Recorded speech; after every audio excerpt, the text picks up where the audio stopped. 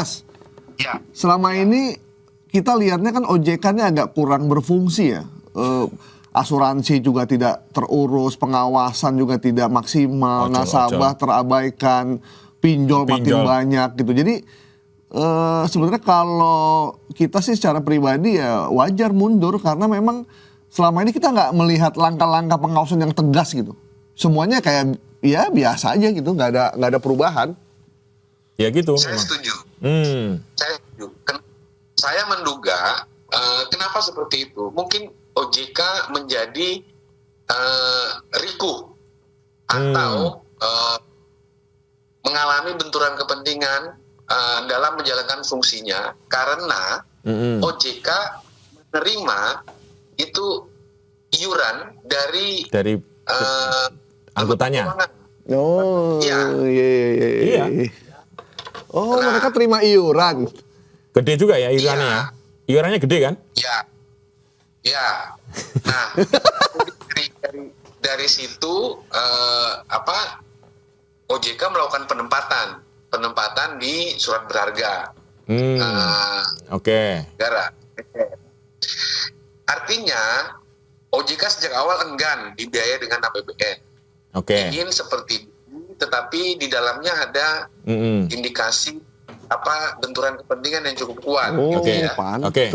Nah, sehingga menurut saya ini pertama pilihannya OJK ya sudah kembali saja ke BI seperti semula. Karena di waktu dulu itu di BI kan ada divisi pengawasan bank. Bank, ya. Balik lagi berarti ya?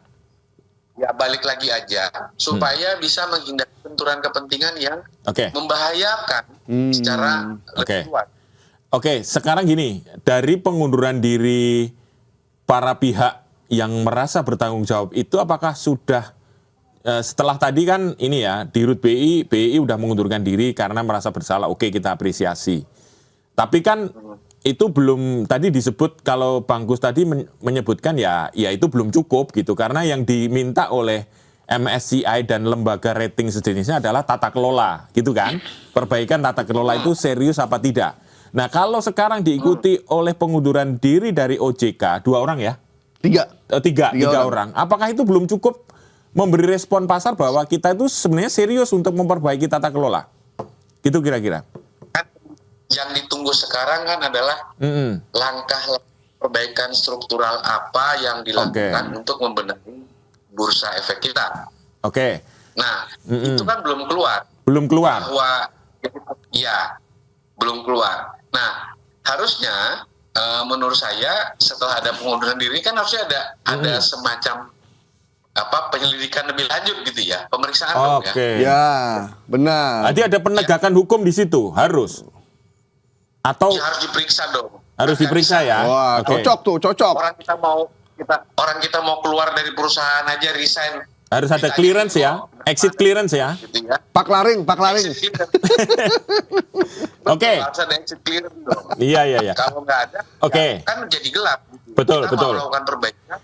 Tanya ke siapa? Karena ada beberapa hal yang memang diketahui langsung oleh yang bersangkutan gitu ya. Dan kalau ini sudah diterima pengunduran dirinya, ya kan dia sudah bisa menolak ya. Posisinya kan sudah mengundurkan diri dan sudah diterima. Jadi soal substansial pengalaman langsung yang dialami oleh yang bersangkutan ketika menjadi pimpinan di Bursa Efek maupun di OJK menjadi tidak terdeteksi atau tidak terungkap. Padahal itu dibutuhkan perbaikan bursa kita. Satu harus ada exit clearance yang jelas dari pihak-pihak yang mengundurkan diri sebagai bentuk pertanggungjawaban secara formal ya. Jadi bukan hanya secara moral, tapi secara formal memang harus dilakukan itu. Yang kedua apa ini yang dalam waktu cepat agar kepercayaan investor asing yang melalui lembaga rating itu bisa kembali. Kan diberi jangka waktu sampai Mei ya. Kalau tidak kita turun kelas nih. Gitu kan? Dari emerging market menjadi frontier market gitu ya. Gimana ini yang langkah cepat? Apakah langsung diganti terus kemudian melakukan perubahan-perubahan aturan di dalam sehingga misalnya tadi disebut free float-nya akan ditambah menjadi 15%. Yang dari 7,5% itu apakah memang harus langsung dilakukan dalam waktu cepat atau waktu dekat ini? Memang kita punya waktunya nggak panjang ya sampai Oke. Mei. Tapi jangan juga gitu ya. Dengan segera melontarkan langkah-langkah perubahan indikator jika tidak diikuti dengan mekanisme pola yang benar, ya balik lagi. Ini kan kita harus evaluasi nih. Selama ini ngakunya sudah ada penambahan sektor keuangan, bursa efek kita baik gitu ya. Transaksi naik, indeks IHSG terus naik gitu. Nilai transaksi juga terus membesar. Tetapi itu kan seringkali fluktuatif gitu ya. Nah, sekarang kita kan jadi mempertanyakan apakah nilai IHSG yang terbentuk itu real atau bubble gitu ya. Ya, pertanyaannya. Oke. Sampai di angka yang sedemikian tinggi ya. Saya udah berapa? Hampir 9.000 ya. Sempat nyentuh 9.000 ya? Iya. Nah, kalau kemudian itu bubble kan apa bisa tiba-tiba mengempis menjadi 8.000 gitu ya. Nah, ketika IHSG menembus 8.000 itu kan artinya ada orang yang kehilangan uang. Betul. Ada orang yang keruginya lumayan ya. Iya, jadi itu yang mestinya diwaspadai. Kalau saya menyarankan sebaiknya otoritas bursa dan juga OJK itu duduk bersama gitu ya dengan otoritas kebijakan yang lain ya, supaya kebijakan di bursa ini juga sinkron dengan kebijakan di sektor keuangan lainnya. Tujuannya agar bisa mendinamisir perekonomian nasional. Jadi bukan hanya sekedar perputaran di sektor keuangan yang nggak merembes ke sektor real gitu ya. Nah, itu yang kita harapkan. Jadi ini kan semacam opsi sebenarnya. Kita punya saham, kita punya bursa efek, kita punya lembaga keuangan bank dan non bank gitu ya. Nah, fungsi transmisi sektor keuangan kan nggak bisa dihindari ya. Bagaimana dibutuhkan untuk mentransmisikan uangnya untuk bisa menggerakkan atau menghidupkan sektor real, sektor ekonomi produktif kita. Nah, memang bukan tugasnya bursa efek, tetapi harus ada sinkronisasi, dan yang kedua harus bisa menjadikan bursa efek itu sebagai salah satu bentuk investasi yang liquid bagi investor ya, terutama investor lokal. Nah, karena itu kan lebih jadi lebih dinamis, juga jadi lebih baik. Sementara cukup. Terima kasih Bang Kusfiardi. Ya, karena ketidakpastian itu ada orang yang mengatakan bahwa wah, bursa udah kayak judi gitu kan. Iya. Karena tidak pasti. Karena semua tidak pasti ya. Dari 9.000 langsung jadi 8.000. Yang mudah-mudahan tidak ada yang banyak yang bunuh diri nanti. Ya. Bang Kus, terima kasih banyak. Kita jaga. Kita tetap jaga, tetap optimis ekonomi Indonesia akan membaik ya melalui pasar bursa. Oh iya dong. Iya dong. Kita harus optimis. Bang Kus, terima kasih. Ya. Salam sehat semua. Ya. Assalamualaikum. Waalaikumsalam. Ya, itu tadi Kusfiardi, pengamat ekonomi politik. Pas kita lagi live, pas di OJK sama deputi, 2 orang mengundurkan diri. Tapi kalau sebenarnya kalau memang kayak momentumnya kalau agak ini ya, kok di Rut B pagi, malamnya ini OJK. Saya nggak tahu udah kompromi belum sebelumnya. Itu, makanya. Apa nanti disusul sama BI gitu. Kita nggak tahu juga ya.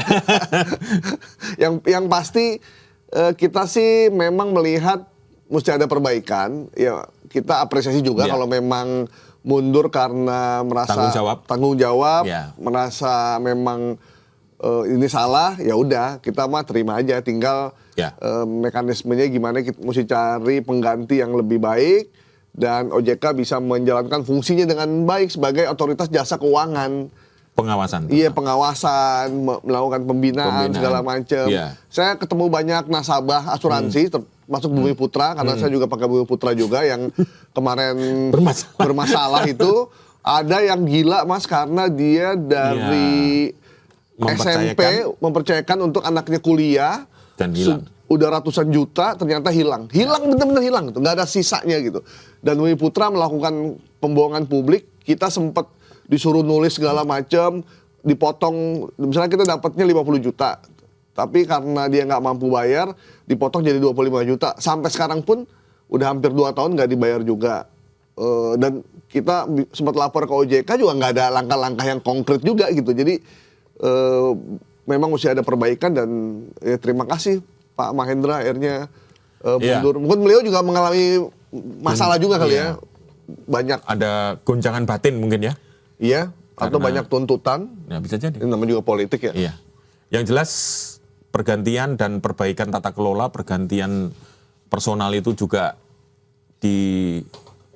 didasarkan atas merit system. Ya, ekonomi Indonesia itu tidak bisa tergantung pada 1-2 orang. Betul. Gitu. Ya. Karena kalau tergantung pada 1-2 orang, ya bisa berbahaya karena ekonomi itu tidak bisa one man show, tidak bisa Superman, dia harus satu teamwork antara otoritas keuangan, fiskal, moneter tuh harus kompak. Dan selama ini kita lihat sendiri-sendiri dan mereka tidak kompak. Koordinasi. Mudah-mudahan ini langkah untuk membuat kompak. Ya. Oke. Demikian komen kita sore ini. Ada breaking news pagi dan breaking news malam. Sampai jumpa di komen hari Senin. Sampai jumpa. Bye-bye. Bye.